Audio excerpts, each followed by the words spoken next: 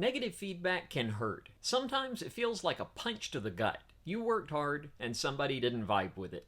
That sting is normal. It's your brain trying to protect you. But if we can get past the sting, feedback becomes a tool, not a verdict. Here's how I try to handle it. First, don't get your feedback from your reviews. In fact, if you can avoid it, just don't look at your reviews at all. Those are purchasing guides for readers, not writing guides for authors. I have never benefited in any way whatsoever from reading a negative review posted about something that I wrote. By the time the review goes up, it's too late to change anything in the book that's already been published, and seeing that negativity just crushes my current productivity. Instead, get your feedback primarily from your editors, your beta readers, and your alpha readers while you're actively working on the book. You can also get it from your ARC readers, but that one is a little iffy for me. That's just because by the time I give my book to my ARC readers, it's already past the point where I would make any big changes to it. I'd advise nowhere beyond the ARCs, though. Also, if you get tagged in negativity on social media, that goes straight to the trash and should be 100% ignored.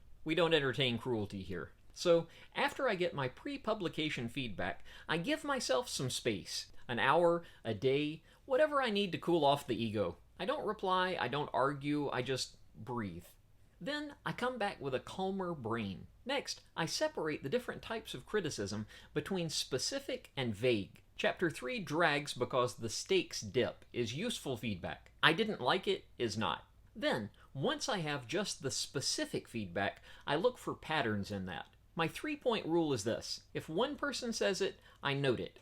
If 3 people say it, I fix it. Taste is subjective, but craft problems repeat. I also check the source. What does this person read? Do they understand the kind of story I'm trying to tell? Is their criticism relevant to the readers that I'm targeting? If it's not, I thank them and move on. Not every opinion is something I have to or should act on. Then I turn it into steps. I write up a quick plan. What am I keeping? What am I changing? What gets cut?